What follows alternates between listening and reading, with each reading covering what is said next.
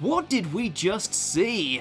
Welcome to WatchMojo UK, and today we'll be counting down our picks for the top 10 WTF British television moments. Before we begin, we publish new content every day, so be sure to subscribe to our channel and ring the bell to get notified about our latest videos. For this list, we'll be looking at all the craziest, weirdest and funniest things that have ever happened on telly in the UK. Number 10. The Dictionary. The Dictionary should be paying everyone in Essex some compensation. The nation's favourite diva, Gemma Collins, spoke out in support of a campaign to remove the term Essex girl from the Oxford English Dictionary, or at least change the definition.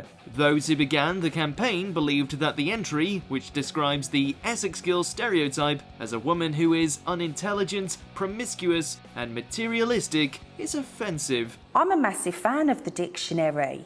You know, we should be promoting the Dictionary anyway because it is such an amazing historical British thing, isn't it? Since she made her name on Towie, Gemma was quick to lend her support publicly on Sky News, but her arguments were muddled to say the least. It's also worth noting she used the term Essex girl in the title of her autobiography, so whose side is she actually on? And I think it should say an Essex girl is smart, sassy, fun, and striving hard in life like everyone else. Number 9. Boris Johnson, EastEnders. I tell you what, if ever I clap eyes on that Mr. Johnson, will I give him a piece of my mind. In 2009, then Mayor of London and current Prime Minister Boris Johnson dropped into the Queen Vic for a pint. Though Peggy promised she'd give him what for, after he didn't sort out Walford's litter problem, when push came to shove, she ended up flirting with him instead.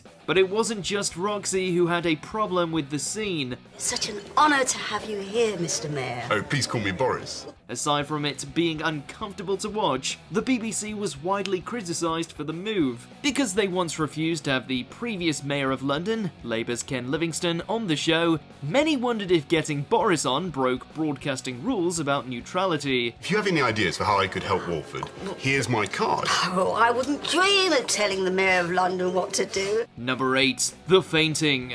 I'm a celebrity, get me out of here. The public have decided the person they want to see face the live Bush Tucker trial is... Gillian. No. Oh, come on. Nobody enjoys the Bush Tucker trials, but they enjoy them even less when they're repeatedly voted to do many consecutively. Unfortunately for Gillian McKeith, when she proved herself to be hilariously useless when it came to basically all of the tasks, she kept getting voted in by the public. This culminated in the infamous moment where she faked a fainting spell on live TV to get out of doing another trial. Exactly what's going on, okay? Let's get Bob in. She later confessed to Alison Hammond that it really was staged, though reportedly the campmates were glad she did it because it meant someone who would actually win them some food could take her place. Gillian? Okay. Gillian? I think it's best if we go to a break right now and give Gillian the attention she needs. Number 7. Fanny Schmeller, The Chase. It seems like some of the questions on The Chase are designed to throw the contestants and the host off. In what sport does Fanny Schmeller compete for Germany? This was particularly true in the quiz show's most notorious moments, where Bradley Walsh struggled after reading a question about German Fanny Schmeller. He keeps it together for a while, but it eventually becomes clear that none of them can contain themselves.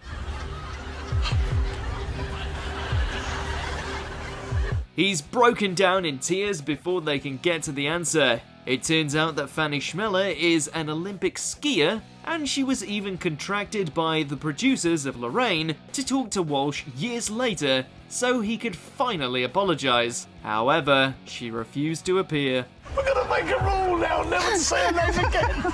Number 6. Splash Goes the Sailor.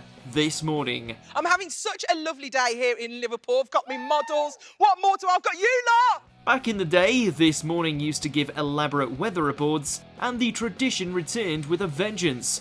Albeit briefly, for one day in 2018. Alison Hammond was enlisted as the weather girl, but chaos ensued when she started damaging the set. And if we go up to Scotland, let me turn round. Hold on. Going up to Scotland, here we go. She first knocked over the Welsh dragon. Then, when she tried to jump from Wales to Northern Ireland, she accidentally pushed one of the two sailors into the water. It's going to be patchy rain over there. Get ready, guys. All right, go. Since this was in October, we can only imagine how cold that water in Liverpool must have been. Thankfully, Philip and Holly were assured that no sailors were harmed in the making of this weather report. Get tail! Get tail! Oh my God, I'm so embarrassed. Number 5, David's dead. Celebrity Big Brother. 2016 was an infamous year for celebrity deaths, and one of the many celebrities who died was music legend David Bowie. You can't say a word. Nothing. David's dead. No, it's not. You can't. Bowie's ex-wife, Angie Barnett, happened to be a housemate on Celebrity Big Brother at the time, and was given the news, which she revealed to Tiffany Pollard. But there was an enormous misunderstanding, because all Angie said was, David's dead. Tiffany mistakenly believed she was talking about fellow housemate David Guest, who was ill in his room at the time. You told me that David is dead. Yes. Angie took to the diary room to avoid Tiffany after it turned out David Guest was alive, and Tiffany assumed it was a sick joke and went on the warpath. You told her that David was dead with cancer. Yes, he is. He's in there asleep. Oh, David, my ex-husband. Number 4, The Ghost. Coronation Street. It's haunted, though. I read about it in The Inexplicable. Don't be so daft. No such thing as ghosts. Shh. They'll hear you. Things took a turn for the spooky in Corrie's 2018 New Year's episode. After sneaking into a snooker hall, Dev and Kirk got more than they bargained for when a bright green CGI ghost attacked them from the shadows. Is that what my pizza?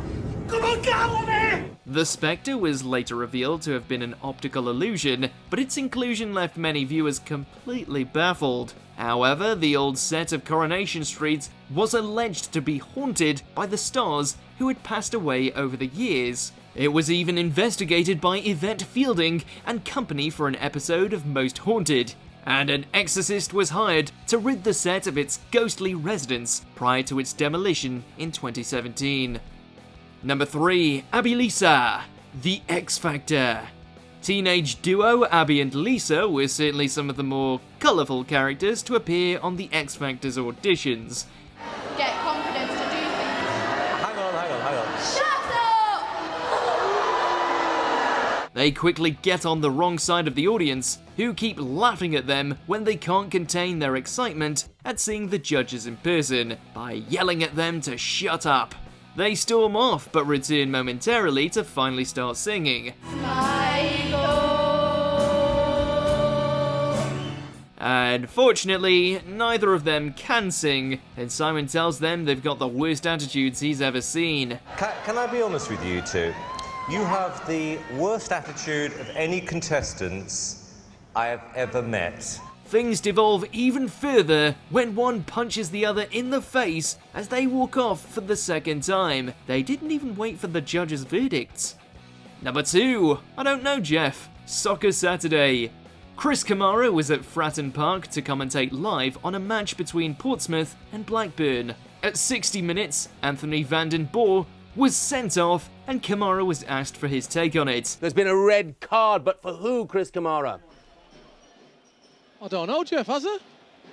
I must have missed that. An iconic moment. Kamara said he somehow completely missed Van den Boer getting sent off for his second offence. Cammy later talked about the memorable moment and explained that the reason he missed it was that health and safety kept moving him and his cameraman around. Now, what's happened, Chris? I don't know, Jeff. This was to avoid the rain and various other hazards, and meant he had a very poor view of the pitch. But the explanation doesn't change the legacy of this mishap. Get your fingers out and count up the number of Portsmouth players who are on the field. No, you're right, I saw him go off, but I thought they were bringing a sub on, Jeff. Number 1, The Whisk. Come Dine With Me. See what that tastes like. Of all the ways to taste your food when cooking, this definitely isn't one of them. Kev's making up a mixture for his cheesecake when he decides that the best way to see how it's coming along is to shove the entire whisk in his mouth. Kev's making 2 layers for his cheesecake. It's certainly the most difficult way to taste cake mix, as opposed to just using a spoon or licking only part of the whisk rather than the whole thing. Kev's cooking is sure to put you off cheesecake for life, and who knows what the other dinner guests thought when they watched this back later, having eaten the dessert themselves. Do you agree with our picks? Check out this other recent clip from WatchMojo UK and be sure to subscribe and ring the bell to be notified about our latest videos.